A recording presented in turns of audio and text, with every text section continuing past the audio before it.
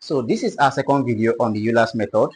To watch the first and introductory video on Euler's method, do where to go to the comment section of this video and you'll find a link to that amazing video.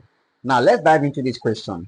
This question says, use the Euler's method with h equals 0.02 and approximate y of 0.08 when dy dx equals sin x plus 2y and y of 0 is equal to 1. Now in the first video, I compared this, that y of 0 is equal to 1 simply means y of x naught is equal to y naught. So this simply means that when y is equal to y naught, the value is equal to 1. So y naught is 1. The value is equal to 1. And when x is equal to x naught is equal to 0. Okay, this is our x naught and that's equal to 0. So x naught here is equal to 0. With this sorted out, then I said there are two formulas we need for the Euler's method approximation. The first is the successive values of x, which simply states x n plus 1. That means to get the next value of x, I will simply recall the previous value of x, xn, plus the interval or the step size h. This gives me my next value for x.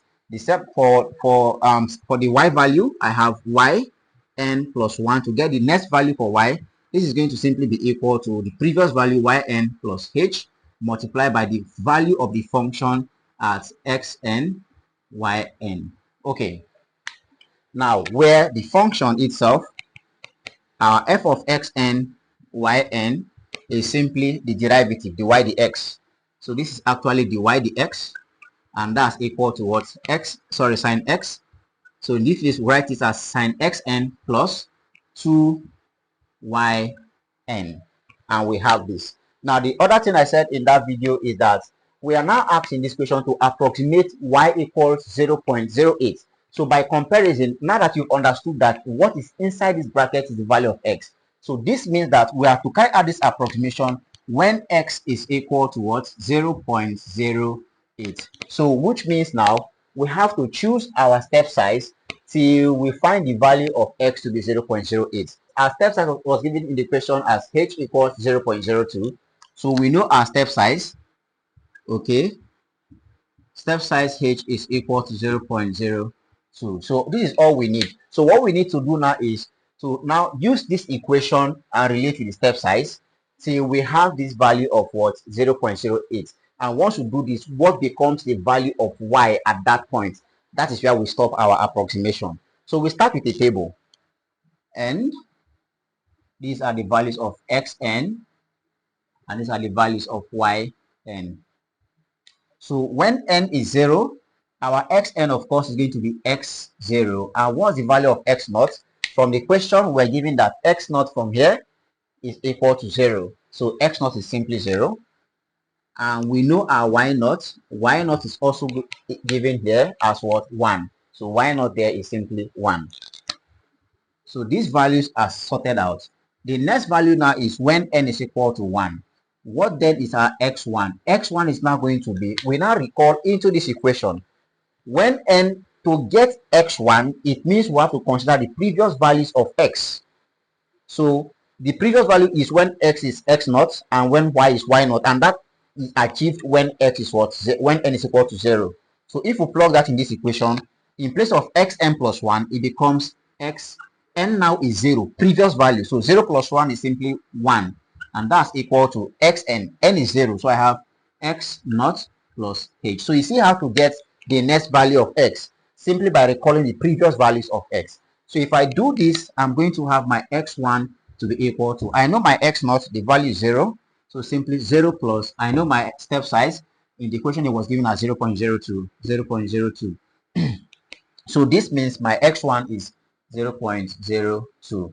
So when n is equal to 1, my x1 is 0.02. What then is my y1? Now to get my y1, I still recall the same principle for the equation. This is the equation for y. Now n becomes 0, the previous value. So 0 plus 1 is 1. So this gives me my y1. Y1 is now going to be equal to, in place of n, this is y1 now. Sorry, this is y naught now. So I have y naught plus h multiplied by the value of the function when n is 0. So x0, y0. So it means now that I have to evaluate the function when x is 0 and y is 0. What then is the function? My function f of xy is simply what? My derivative, dy over the x. This is my function. So my function is simply dy all over the x, and the value there is what? Sine x plus 2y. Okay, so I already established that here. So sine x plus 2y. So this is now going to be sine xn plus 2yn. So I have sine xn plus 2yn. So now I am looking for what? F of x naught, y naught. So which means I will simply plug the value of x naught and y naught in the equation. What is my x naught? X naught gave me 0, y naught gave me 1. So what I'm looking for now is f of 0, 1. And that's equal to sine, in place of x is 0. So this is sine 0 plus 2 times y naught, and y naught is 1. So 2 times 1. So of course sine 0 is 0. 2 times 1 is 2. So it means the value of the function at those points is actually 2. Now, if I know this, then I simply find the value of my y1. Therefore, y1 is equal to, we said y naught, and y naught is 1. So 1 plus, we said h, and h was given in the equation as 0.02. Here, 0.02. So 0.02 multiplied by the value of the function at that point. We found it here to be what? 2 multiplied by 2. So this is equal to 0.1. So this is equal to 1 plus. So now I find 0.02 multiplies by 2. That gives us 0.04. So this simply implies that my first value of y is going to be equal to 1.04. So y1 is simply 1.04. Next, we find the value of x2. So that's when n is 2.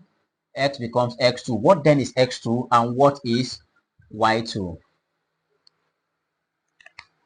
So we come here now. In place of x1, this becomes x2 because we are now at state 2. That means this x0 now becomes x1. The previous value, it becomes x1 plus what? H. The step size remains the same and doesn't change. So x2 is equal to x1 gave us 0.02. So we'll have 0.02 plus the step size is 0.02 as well. So this simply implies that my second value for x is simply 0.04. So x2 is actually 0.04. What then is y2? So we fall back here now. To get y2, it means I'm now going to replace 1 here with what? 2. Then this y0 becomes what? y1, the previous value. Now, instead of x0, it becomes x1. And instead of y0, it becomes y1. Simple. So it means now I need to evaluate the function at x1, y1. And we know what our function is. This is now going to be sine x1, y2 plus 2y1. It's as simple as this. So this is now going to be, so now that we understood this, we can now find f of x1 is 0.02.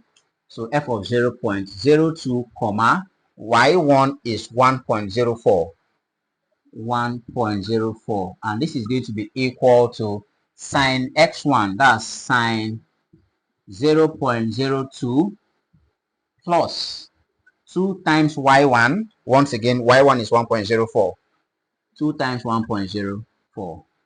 So this simply implies that f of 0.02, 1.04 is going to be equal to, so I will simply evaluate everything together just to save time. So the value of this function gave us 0.0211. So I will just approximate to 4 decimal place. So if I have the value of the function, now I need to find the value of what? y2. My y2 is going to be from the equation y1, and y1 gave us 1.04. 1.04 plus step size h, which is 0.02, multiplied by the value of that function, 0.0211. Okay, so I will evaluate everything at once. y2 becomes, so that gives us 1.0404. Once again, I will take the 4 decimal place. So my y2 is actually 1.0404, and I'll keep it at 4 decimal place. So we need to continue this until x equals 0.08 from the question there. So which means we move now to when n is equal to 3. When n is equal to 3, my x becomes x3. What then is the value? And what then is the value of y3? Okay. So to find s3, this now becomes x3, and this now becomes x1. Okay. So to do this, my x3, sorry, this becomes x2, please, previous value. So this becomes x2. Okay. So my x3 is going to be equal to x2 gave me 0.04. I have 0.04 plus my step size is 0.02, which means x3 is equal to 0.06. So we are one step closer. X3 is 0.06. What then is the value of y at that point?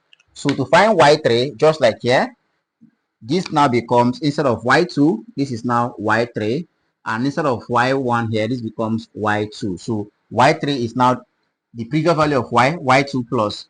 Now this becomes, instead of 1 here, becomes x2 y2. Okay. So we evaluate the function at what? 0.2 and 2 for x and y. So the y, the x here becomes sine x2 sine plus 2y2. All right, so let's find the value of those functions. So this is f of x2 y2. So we have f of x2 gave us 0.04, comma, y2 gave us 1.04, 1.0404. So this is equal to sine x2, which is 0.04, plus 2 times 1.0404. Okay, so my function at that point, f of 0.04, 1.0404 is going to be equal to, so I will simply evaluate everything together. So upon evaluation, we have 2.081415 approximately. So now we find y3. Y3 is now equal to y2, which is 1.0404, 1.0404 plus h, and h is 0.02 multiplied by the value of this function, which we obtain here as 2.0815. So this implies that our y3 is equal to, once again I will evaluate everything together. So this gives us 1.0820 approximately. So always approximate to 4 decimal place. So our y3 is 1.0820. Now, when n is equal to 4, we find x4. So x4 is going to now be, x4 is equal to, in place of x2, this x2 becomes x3 plus h. So x4 equals x3, give us 0.06 plus h is 0.02. This simply implies our x4 is equal to 0.08. So this is where we stop our iteration once we find the value for y. x4 now is 0.08. So which is what we are apt to do when x is 0.08. Find the value of the approximation for the function y. So now we find y when x is 0.08 and the iteration stops there. Okay. So from here, the equation now becomes for y4. So instead of y3, we have here now to be y4. This is now, instead of y2 becomes y3. And this is now going to be x3. This is going to be y3. Similarly, this is f of x3, y3. So this is going to be sine x3 to y3. Simple. So let's evaluate this and see. Let's create some space. So f of x3, y3 becomes, x3 itself is 0.06, y3 itself is 1.0824. 1.0824. This is equal to sine x3, which is sine 0.06, plus 2 times 1.0824. So this function f of 0.06, 1.0824 is equal to, so I will simply evaluate everything together. So this gives me 2.1658, approximately 2.1658. So if we have this, we can now find y4, and that's equal to y3. Y3 is 1.0824. 1.0824 plus, remember the formula h. H is 0.02 multiplied by the function, which gave us 2.1658. Okay, so this simply implies y4 is going to be equal to, let me evaluate everything together. So that gives us 1.1257 approximately. So that becomes the value of y when x is 0.08. y4 equals 1.1257. And that becomes the final answer, or the approximation to that given question. All right, guys, so that's how to play around with the Euler's method. In the next video, we are going to be considering a question that involves the logarithm of a given function. I'm sure you want to be a part of that video, so do well to smash the subscribe button right now, turn on your bell notification so you don't miss out on that video when it drops. I will see you in the next video. Cheers.